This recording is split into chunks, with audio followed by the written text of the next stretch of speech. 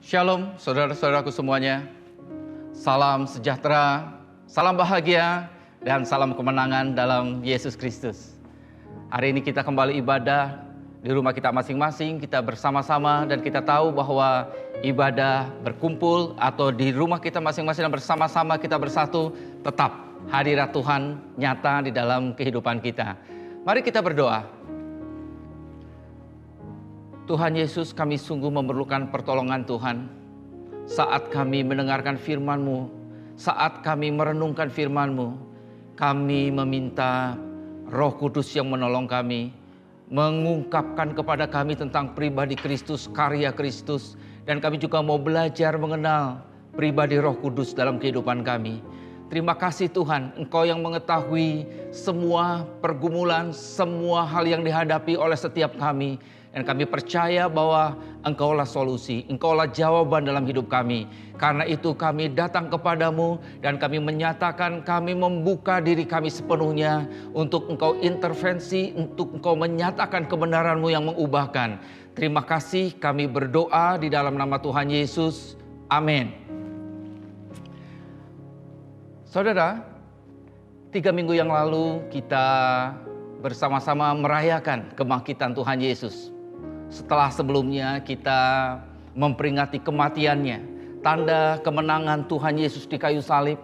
Dia bangkit dari kubur mengalahkan maut dan tuntaslah kemenangan itu. Tuhan Yesus telah menyelesaikan tugasnya di dunia ini.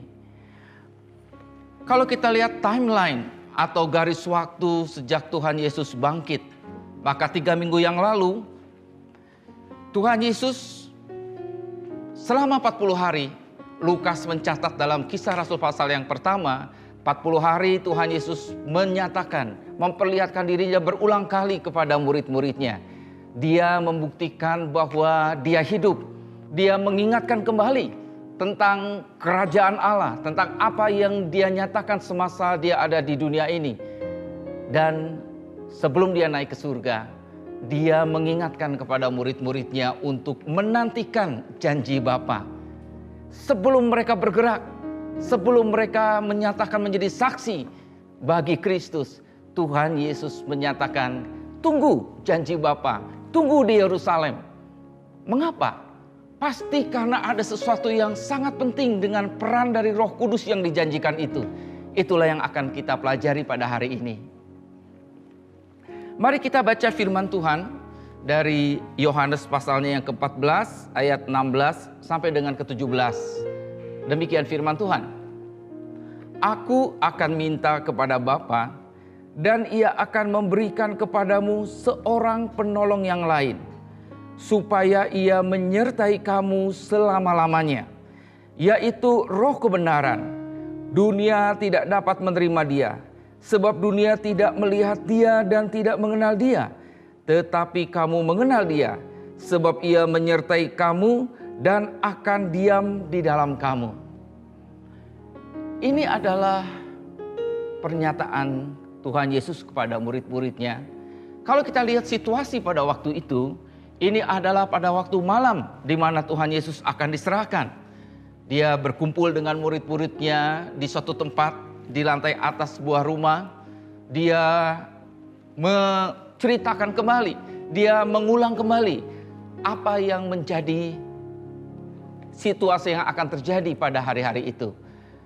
Dia berkata kepada murid-muridnya bahwa dia akan pergi kepada Bapa.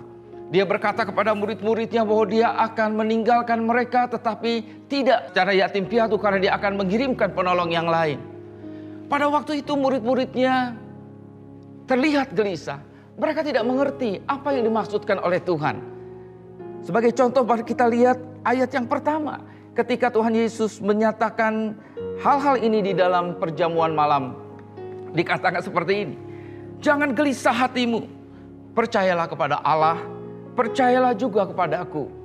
Jadi jelas Tuhan Yesus bisa melihat keadaan murid-muridnya yang gelisah. Ketika dia menyatakan bahwa dia akan pergi, dia akan meninggalkan mereka. Sebetulnya Tuhan Yesus sudah berulang kali dalam kehidupannya menyatakan tentang hal ini, bahwa anak manusia akan pergi ke Yerusalem, akan diserahkan. Tetapi kelihatannya murid-murid tidak mengerti. Mereka gelisah. Mereka khawatir. Karena itulah Tuhan katakan, jangan gelisah hatimu. Percayalah kepada Allah dan percayalah juga kepadaku. Menarik sekali. 3,5 tahun murid-murid bersama dengan Tuhan Yesus. Mereka melihat kejadian-kejadian, mujizat-mujizat. Mereka mendengar pengajaran-pengajaran Tuhan Yesus. Mereka selalu bersama-sama dengan Tuhan Yesus. Berulang kali Tuhan Yesus bicara tentang bahwa dia akan mati dan bangkit pada hari yang ketiga. Tetapi mereka tidak mengerti. Karena itu mereka takut. Bahkan ketika Petrus dengan gagah, dengan sepertinya percaya diri mengatakan, aku bersedia menyerahkan diriku untukmu Tuhan. Tuhan berkata, sebelum ayam berkokok, engkau akan menyangkal aku 3 kali. Saudaraku, 3,5 tahun murid-murid bersama Yesus. Tetapi kelihatannya ada sesuatu yang membuat mereka tidak mengerti apa yang dimaksudkan itu. Itulah yang menyebabkan mereka gelisah dan khawatir. Dan hari ini Tuhan menyatakan rahasia yang besar. Kenapa? Karena Tuhan mengatakan, aku akan minta kepada Bapa dan Dia akan memberikan kepadamu seorang penolong yang lain. Tuhan katakan bahwa jangan pergi, tunggu di Yerusalem sampai penolong itu datang. Karena penolong itulah yang akan mengungkapkan, yang akan menyingkapkan semua hal yang selama ini mereka dengar, tapi mereka belum mengerti. Seorang penolong yang lain, itu yang dinyatakan oleh Tuhan Yesus. Kalau kita lihat, seorang penolong yang lain, perhatikan baik-baik. Seorang, bukan sesuatu. Jadi Tuhan berbicara tentang pribadi. Bukan hanya sekadar energi atau kuasa. Tuhan bicara pribadi. Pribadi yang bisa merasa, berkata, punya kehendak, bisa berduka. Dan Tuhan katakan seorang pribadi. Seorang penolong yang lain. Penolong yang dikatakan ini dalam bahasa Yunani dikatakan parakletos. Itu berkorelasi atau berkonotasi kata-kata sebagai pembela, penasehat, penghibur, pemberi kekuatan, pendoa syafaat, dan juga yang selalu standby. Perkataan yang lain, Tuhan bicara tentang pribadi yang setara, pribadi yang serupa dengan Dia. Ya, Dialah pribadi Tritunggal itu. Kalau kita tahu bahwa Tuhan Yesus adalah Firman yang menjadi manusia. Dialah yang menciptakan segala sesuatu. Dan dalam Kejadian 1 ayat 1 dan 2 juga dinyatakan bahwa pada mulanya Allah menciptakan langit dan bumi. Bumi belum berbentuk dan kosong, gelap gulita menutupi samudera raya, dan Roh Allah melayang-layang di atas permukaan air. Jadi jelaslah bahwa Tuhan bicara tentang seorang penolong yang lain. Suatu pribadi, seorang yang setara dengan Dia. Pribadi Tritunggal yang siap menjadi pembela, penasehat, penghibur, melengkapi kita. Itulah sebabnya Tuhan katakan pribadi Roh Kudus itulah yang akan menyebabkan kita mengerti tentang karya Kristus. Kita mengerti siapa kita. Dan itulah yang terjadi Bapak dan Ibu ketika hari Pentakosta. Dalam hal lain, dalam ayat-ayat lain kita melihat bahwa Roh Kudus, penolong agung, pribadi Allah Tritunggal, pencipta alam semesta raya itu. Kita bisa melihat bahwa Dia sebagai menolong kita, menghibur, membela, menasihati, menguatkan, menyertai, dan Dia selalu siap, selalu standby. Dialah yang menginsafkan akan dosa, kebenaran dan penghakiman. Dialah juga yang membantu kita berdoa. Dialah yang senantiasa bersaksi bersama dengan roh kita bahwa kita adalah anak Allah. Dialah yang mengajarkan segala sesuatu, mengingatkan setiap perkataan Kristus kepada kita. Dialah yang memberi kuasa yang memampukan kita menjadi saksi. Dia memberikan karunia-karunia, memerdekakan kita, memimpin kita ke dalam seluruh kebenaran. memberi hikmat dan wahyu. Luar biasa bukan? Allah Tritunggal bersedia membawa kita ke dalam kegenapan janji Allah. Dan kita melihat contoh yang sangat nyata, yaitu ketika Pantekosta, ketika pada hari yang ke-50 dari kebangkitan Tuhan Yesus, murid-murid di Yerusalem yang menantikan janji Bapa itu mendapatkan kunjungan, mendapatkan pencurahan Roh Kudus. Maka apa yang kita lihat?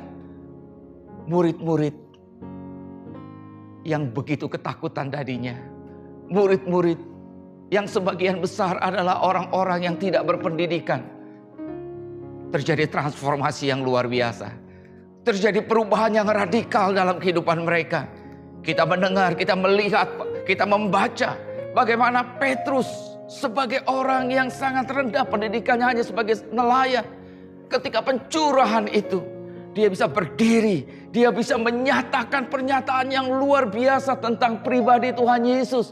Dia berkhotbah dengan demikian indah mengutip perjanjian lama karena Roh Kudus menyingkapkan apa yang terjadi pada Yesus Kristus. Itu yang dikhotbahkannya, dan dengan kuasa Roh Kudus, firman yang dia nyatakan, firman yang dia beritakan, maka kuasa itu menembus kepada setiap orang yang mendengarkan. Ke dalam hati mereka menyadarkan mereka akan dosa. Hari itu firman Tuhan katakan 3.000 orang ditambahkan kepada jemaat. Mereka memberikan diri untuk menerima Tuhan Yesus sebagai juru selamat. Bagaimana seorang yang tidak berpendidikan, tetapi kata-katanya yang diurapi oleh Roh Kudus menyebabkan orang lain bisa melihat karya dari Kristus. Kita lihat pekerjaan-pekerjaan yang luar biasa pada waktu itu. Dan menarik sekali bahwa ketika kemudian sidang-sidang melihat, para tua-tua melihat, para ahli Taurat melihat.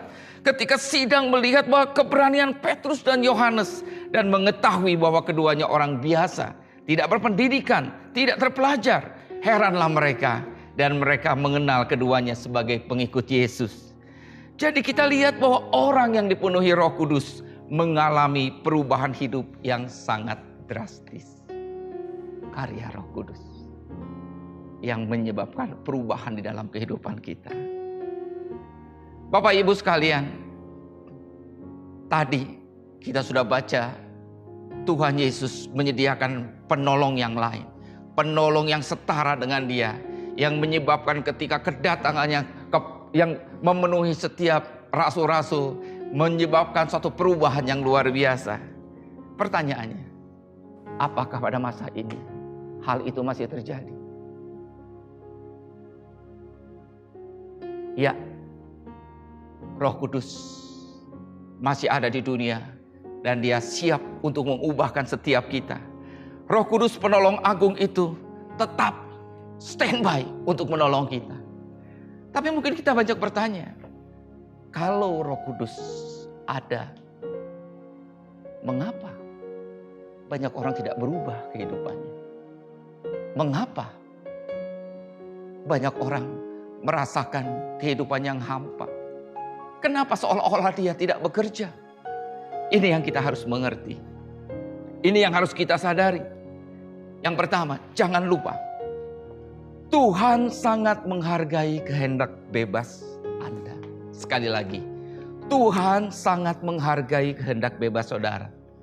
Tuhan tidak pernah memaksa. Roh Kudus hanya dapat bekerja sejauh Anda membuka diri. Dia Maha Kuasa, betul. Dia penolong agung, benar. Tapi seberapa besar dia bisa berkarya dalam hidup kita adalah seberapa kita mau membuka diri terhadapnya. Itulah yang disebut dengan dipenuhi oleh Roh Kudus. Kita membiarkan seluruh bagian hidup kita dikendalikan oleh Roh Kudus.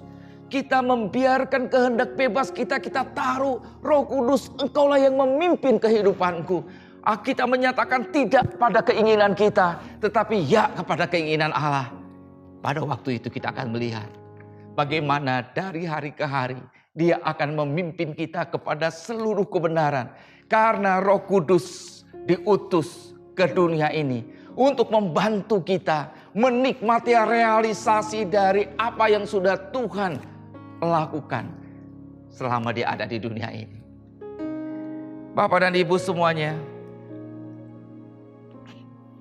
pernahkah saudara mengalami suara Roh Kudus dalam hidupmu? Kalau engkau telah menerima Kristus, kalau engkau telah percaya kepada Tuhan Yesus, engkau pasti pernah. Karena sebetulnya tidak seorang pun dapat mengaku bahwa Yesus adalah Tuhan selain oleh Roh Kudus. Jadi kita semua pernah mengalami. Yang pertama adalah ketika dia menyadarkan kita akan dosa. Ketika Injil kabar baik itu kita terima melalui suatu keadaan, melalui seseorang. Mungkin dalam suatu kebaktian. Mungkin pada waktu ada seorang yang datang untuk menceritakan Kristus secara pribadi. Kita tidak mengenal dia. Peristiwanya sudah lama terjadi. Tetapi Roh Kudus menyingkapkan kepada kita. Roh Kudus menyadarkan kita akan dosa. Roh Kudus menyadarkan kita bahwa kita perlu keselamatan. Kita perlu sekali juru selamat. Dan ketika kita membuka diri kita, meletakkan kehendak bebas kita dan menyatakan, aku percaya, aku terima Engkau Yesus sebagai juru selamat. Itu karya Roh Kudus yang menyingkapkan. Dan kehendak bebas kita pakai untuk menerima dengan iman karya itu. Itulah sebabnya kita menjadi anak-anak Tuhan. Dan saya percaya Dia adalah Allah yang rindu sekali membuat hidup kita berubah karena kita menjadi anak-anaknya. Ya, penolong agung itu terus standby. Ya, dia senantiasa menanti dan menolong kita. Mari pada hari ini, pada waktu-waktu di mana kita banyak di rumah, kita mau memperbarui kehidupan kita. Kita mau mengatakan, Tuhan, aku mau melihat perubahan yang dahsyat karena sudah seharusnya seperti itu. Kita memiliki penolong agung yang selalu siap menolong kita. Memberikan kepada kita kekuatan, memberikan kepada kita penghiburan, memberikan kepada kita hikmat dan wahyu. Hanya mungkin seringkali kita abaikan suaranya. Seringkali kita abaikan pribadinya. Kita tidak minta tolong dia, kita anggap kita bisa. Kita anggap kita mampu. Dan itu kemudian menuju kepada kefrustasian. Karena ternyata di luar Tuhan kita tidak bisa apa-apa. Bapak dan Ibu, mari izinkanlah saat ini, di mana Tuhan mengizinkan kita banyak di rumah, kita tahu pasti Dia punya rencana. Anak-anak muda, semua yang mendengarkan firman pada hari ini, Tuhan punya rencana. Dan Roh Kudus tidak akan pernah menyerah. Dia akan terus mengingatkan saudara. Dia akan terus memberi semangat kepada saudara. Termasuk hari ini ketika engkau mendengarkan firman-Nya. Kita rindu sekali bahwa hari ini saat kita berada di rumah, bahkan mungkin ya di berbagai tempat hari ini sudah dalam keadaan PSBB. Adanya suatu keadaan di mana kita secara sosial dibatasi. Tapi saya harap kita juga mengalami PSBB yang dari Tuhan. Adanya pembaharuan spiritual besar-besaran. Saya yakin selama ini Roh Kudus mengingatkan kita. Roh Kudus ingin. Tapi mungkin kita terlalu sibuk hari ke hari. Rutinitas membuat kita mengabaikan suaranya. Rutinitas pekerjaan dari pagi sampai sore sampai malam. Seringkali kita abaikan suaranya. Tapi pada masa ini, mari kita bertekad. Terjadi pembaharuan spiritual besar-besaran dalam hidup kita. Apa yang harus kita lakukan? Sementara penolong agung itu menanti, mengulurkan tangan untuk bekerja bersama-sama dengan kita. Mari kita lakukan hal-hal ini, saudaraku. Yang pertama, sudahkah engkau tahu Untuk apa engkau ada di dunia? Apa panggilanmu? Apa yang Tuhan ingin kau lakukan? Bidang apa yang Tuhan ingin engkau lakukan di dalam kehidupan ini? Inilah saatnya untuk cari tahu. Di area mana? Di gunung apa? Tidak semua dipanggil untuk ada di mimbar. Tidak semua dipanggil untuk full time dalam gereja. Tapi yang jelas kita semua dipanggil menjadi saksi-saksinya dimanapun kita berada. Paulus ketika dia berbicara kepada Timotius pada hari tuanya mengatakan, aku telah mengakhiri pertandingan yang baik. Aku telah mencapai garis akhir dan aku telah memelihara iman. Pertandingan yang baik. Dia mengerti betul ada pertandingan yang baik bagi dia. Jangan-jangan selama ini kita bertanding bukan dalam pertandingan yang baik. Bukan dalam pertandingan yang Tuhan ingin kita lakukan. Rasul Paulus mengerti betul panggilannya. Dia katakan bahwa aku dipanggil untuk orang-orang non-Yahudi.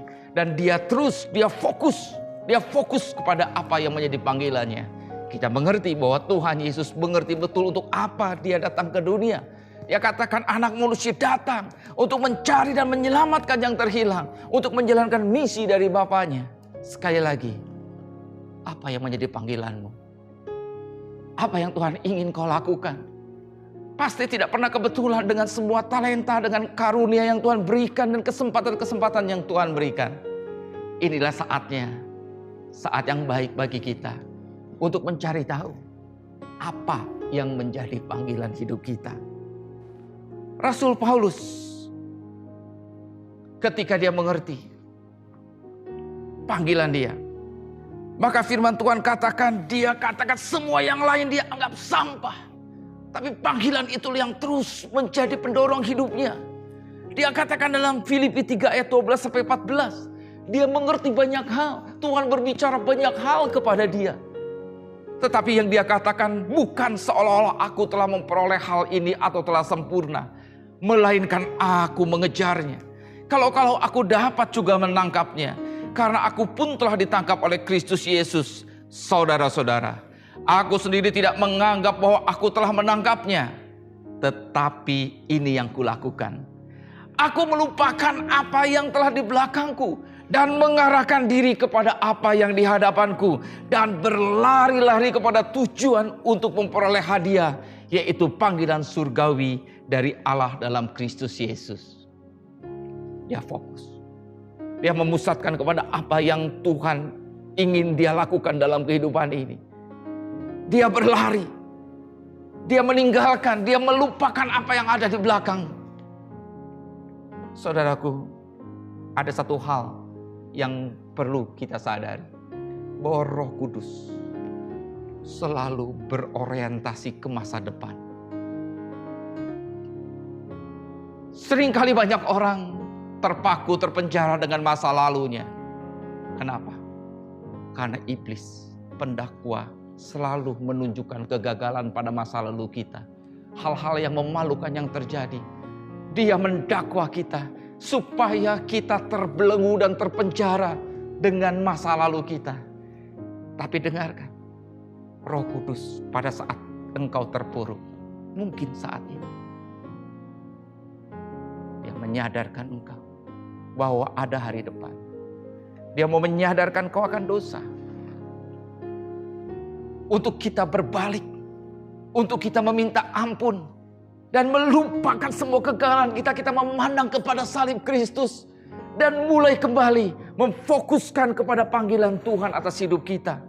Jadi penting sekali kita mengerti hari ini. Masa-masa ini untuk mencari, mempertajam apa panggilan Tuhan dalam hidup kita? Di area apa? Mungkin dalam area pendidikan, mungkin dalam bidang marketplace, mungkin dalam bidang art dan kreativitas. Ada banyak hal yang Tuhan ingin bukakan kepada kita. Sekali lagi, Roh Kudus berorientasi ke masa depan. Dan itulah yang harus kita lakukan pada hari-hari ini. Saya mau membacakan hal yang menarik. Apa yang terjadi pada waktu pencurahan Roh Kudus. Ketika Rasul Petrus mengutip apa yang dikatakan Yoel. Dalam Kisah 2 ayat yang ke-17 dikatakan seperti ini. bahwa akan terjadi pada hari-hari terakhir. Demikianlah firman Allah, bahwa aku akan mencurahkan rohku ke atas semua manusia.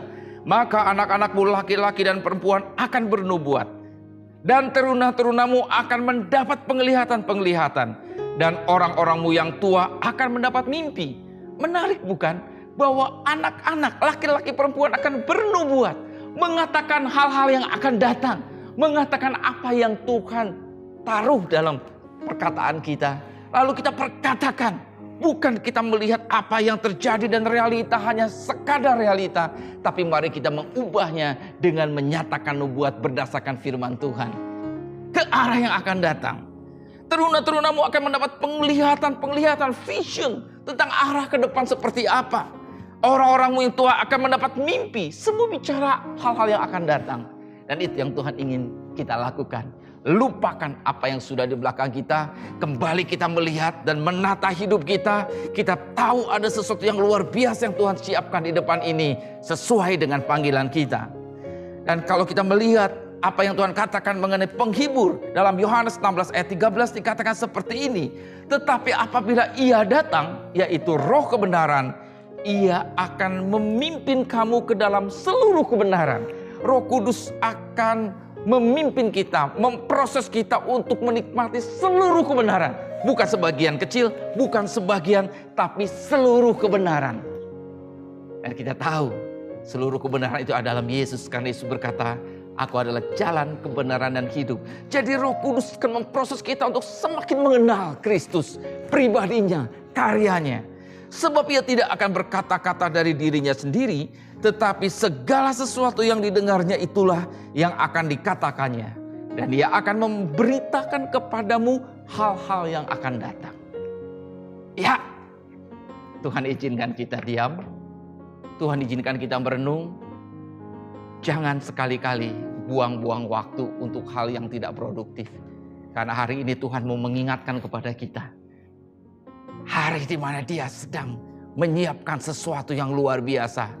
Dia penolong agung itu standby untuk melakukan yang terbaik dalam hidup kita. Jadi selama masa-masa kita stay at home ini, saya menganjurkan kita untuk melihat area-area di mana Tuhan ingin membuat kita semakin tajam. Saya teringat sebuah buku yang sangat memberkati, yang ditulis oleh Rick Warren, yaitu The Purpose Driven Life. Ya, dia menyatakan dan kita setuju semua bahwa Tuhan tidak pernah kebetulan menangkap saudara, membuat saudara ada di dunia ini. Dia punya tujuan bagi kita semua. Yang pertama, Dia ingin kita tahu bahwa kita dirancang untuk kesukaan Allah. Inilah saatnya di mana kita meminta Roh Kudus untuk kita boleh masuk ke dalam satu hubungan dalam dimensi yang lebih tinggi lagi. Tidak hanya sekedar ibadah, tidak hanya sekedar berdoa, tapi tahukah kita bahwa di mata Tuhan pribadi kitalah yang paling disukainya. Bagi saya sebagai orang tua, tidak ada hal yang terlebih dirindukan dan terlebih indah dibandingkan dengan berkumpul dengan anak-anak, menikmati celotehannya, menikmati curhatnya. Begitu juga Tuhan. Kita adalah kesukaannya. Mari kita minta Roh Kudus membawa kita di dalam penyembahan yang benar, di mana kita bisa menikmati hadiratnya. Ada banyak waktu, dedikasikan waktu itu untuk kita menyembah Dia, menikmati Dia, berkomunikasi dengan Dia dalam doa, dengan penyembahan, dalam hubungan yang luar biasa. Saya percaya ada sesuatu yang Roh Kudus siapkan yang tidak pernah kita rasakan sebelumnya. Yang kedua, kita perlu ingat bahwa kita dibentuk untuk menjadi keluarga Allah. Bahwa kita dimasukkan bukan hanya sebagai satu pribadi, tetapi sebagai satu keluarga. Di mana kita bersama-sama bergandengan tangan, saling menguatkan, saling memberikan pelayanan. Yang ketiga, kita diciptakan untuk menjadi serupa dengan Kristus. Perubahan kehidupan. Berubah di dalam segala hal sehingga kita memperlihatkan buah-buah roh. Buah-buah roh bicara mengenai hasil hubungan kita dengan Roh Kudus. Kita berubah. Yang keempat, kita dibentuk untuk melayani Allah melalui potensi yang Tuhan berikan. karunia-karunia, talenta-talenta. Hari-hari ini bawa kepada Tuhan. Tanya kepada Roh Kudus, apa bidang yang Tuhan siapkan. Saya mendorong anak-anak muda. Mungkin Roh Kudus akan mendorong kalian untuk mulai mempelajari coding. Untuk mempelajari mungkin sebuah tentang video. Belajar bahasa Inggris bersama-sama. Siapkan dirimu. Belajar bahasa-bahasa lain. Hari ini begitu banyak aplikasi yang bisa kita gunakan secara gratis. Ayo anak-anak muda. Kobarkan apa yang Tuhan berikan, apa yang kau sukai. Mulai lakukan. Mulai berlatih. Dan yang kelima, kita semua diciptakan untuk sebuah misi. Yaitu menjadi saksi Kristus. Dalam perkataan, dalam karya nyata. 5 area ini kita bawa kepada Tuhan supaya pada waktu-waktu ini kita bisa semakin tajam dan kita tahu betul apa yang Tuhan ingin kita lakukan dalam kehidupan ini. Izinkan saya bersaksi, sharing tentang kehidupan saya. Sejak muda, sejak tahun 80 saya melayani Tuhan sebagai anak muda pada waktu itu, umur 17-18 tahun. Bersyukur. Pada tahun 92, Tuhan melalui perenungan dan peristiwa-peristiwa, saya mengerti panggilan saya adalah dalam dunia pendidikan. Sejak saya tahu, saya bisa fokus, saya bisa menggali. Dan yang menarik adalah Tuhan mengatur sehingga apa yang menjadi panggilannya menjadi sukacita saya dan juga bisa maksimal di dalam kehidupan saya. Sejak tahun 95 saya mengadakan bimbingan belajar dan ini adalah tahun ke-25 luar biasa. Saya mau cerita satu hal yang menarik. Tadi saya katakan Roh Kudus berorientasi masa depan. Kalau kita bergaul dengan Roh Kudus, Dia mengingatkan, mengajarkan kepada kita mengenai hal-hal yang harus kita persiapkan untuk menghadapi masa depan. Setahun yang lalu, dalam dunia pendidikan terutama bimbingan belajar, itu merupakan hal yang sangat banyak perubahannya. Perubahan di dalam pola penerimaan mahasiswa baru. Luar biasa banyak perubahan. Setahun yang lalu pada awal tahun, pada waktu itu ibu mertua saya sakit. Mulai dari sakit GERD, asam lambung, kemudian menjadi kecemasan. Kecemasan yang sangat membuat dia ketakutan.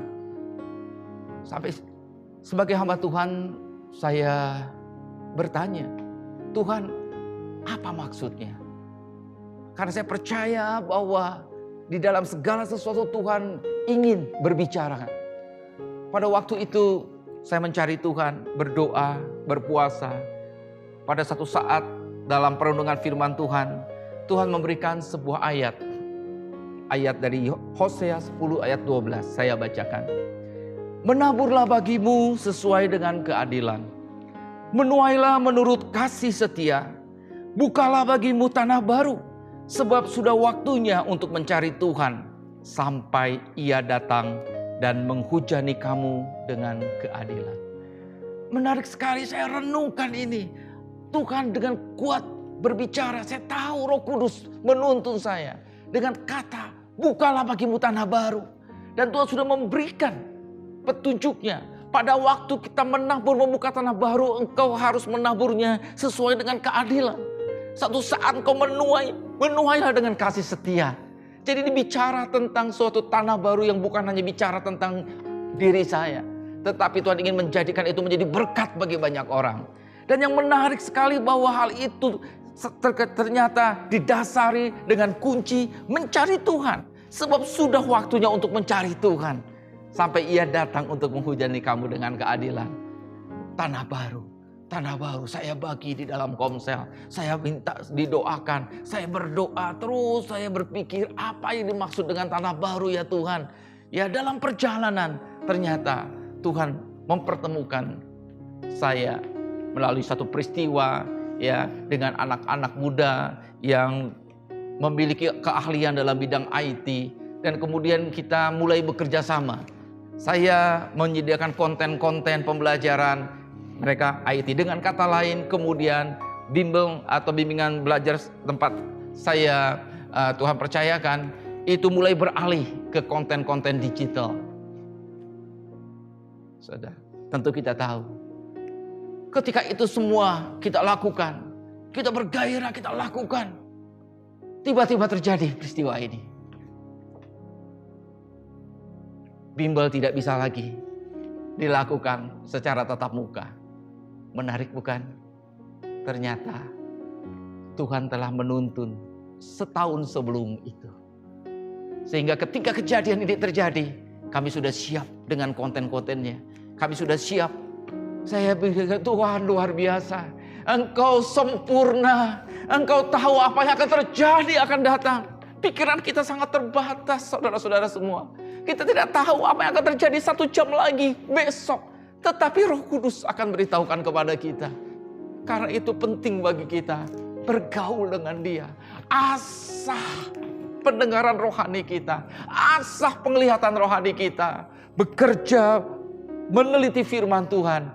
Karena berdasarkan firman Tuhan itulah Roh Kudus akan bekerja di dalam kehidupan kita.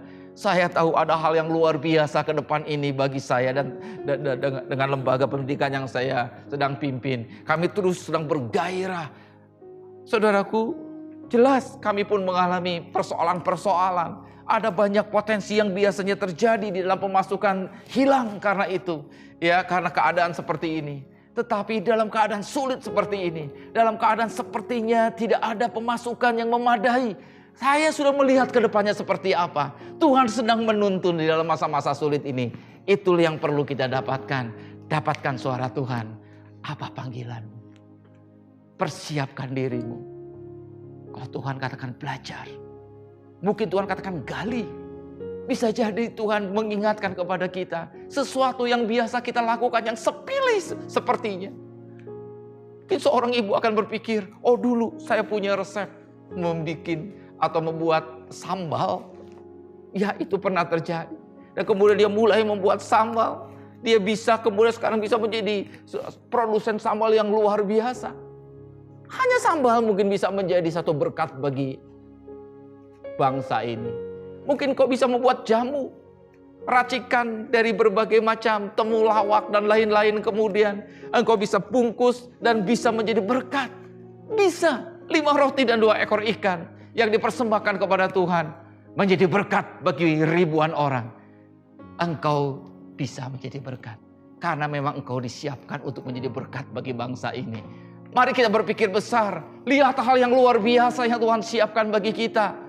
Anak-anak muda, mulai gali potensimu, mulai berkarya menjadi berkat. Mungkin kau akan menciptakan lagu-lagu lewat online. Engkau menciptakan juga video-video.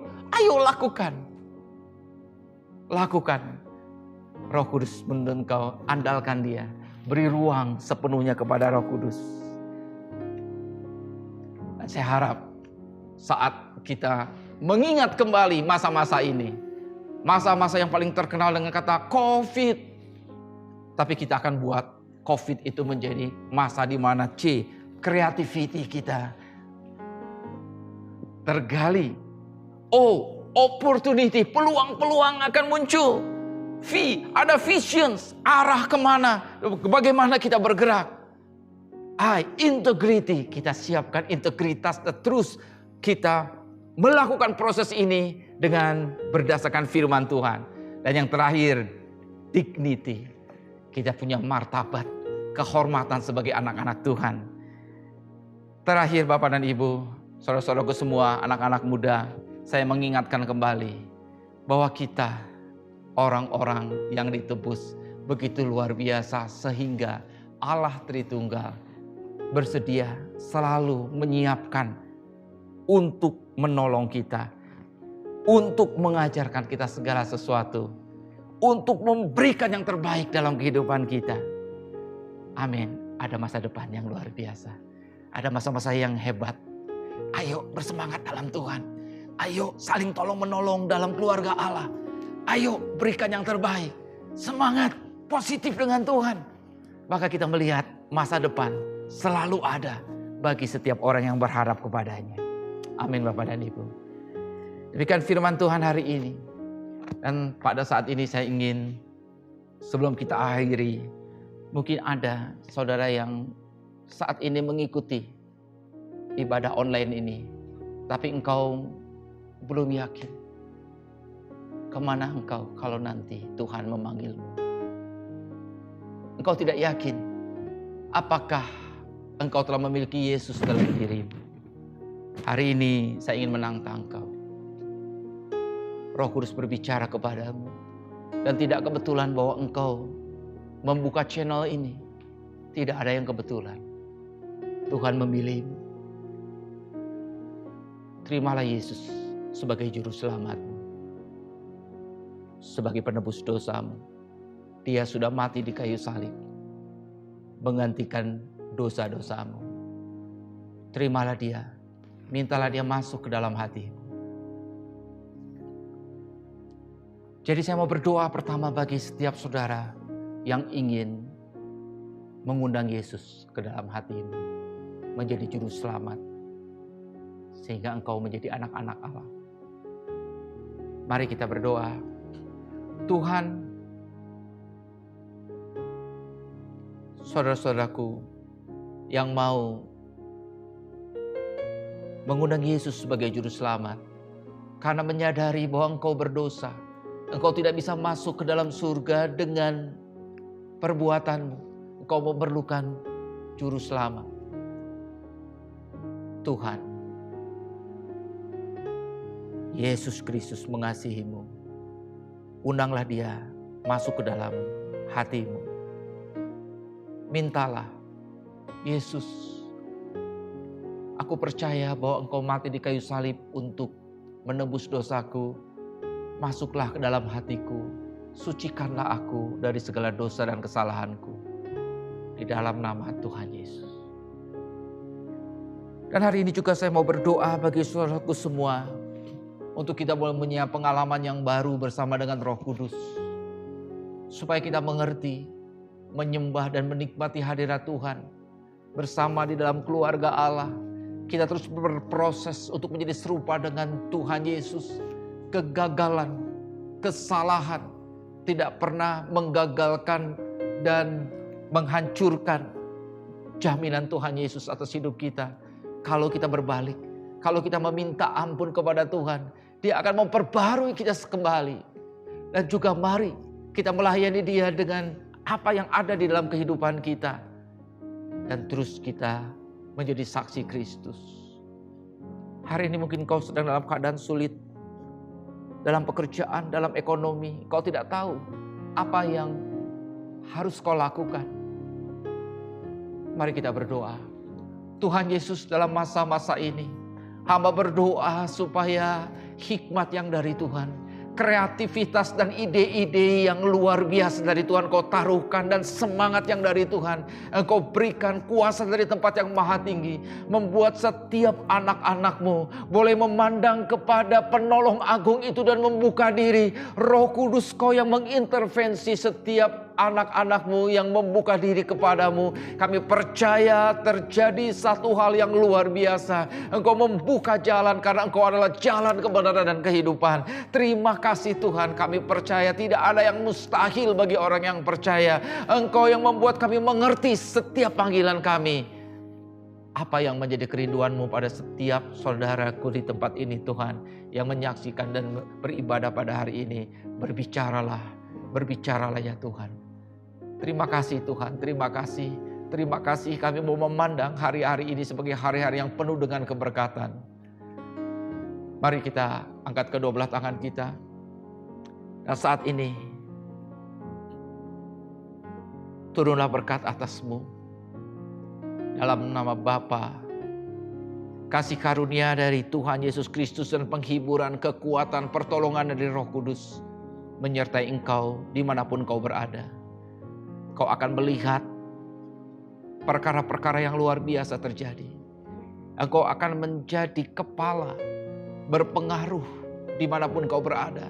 Engkau akan terus naik dan tidak turun karena Roh Allah membawa engkau membumbung tinggi.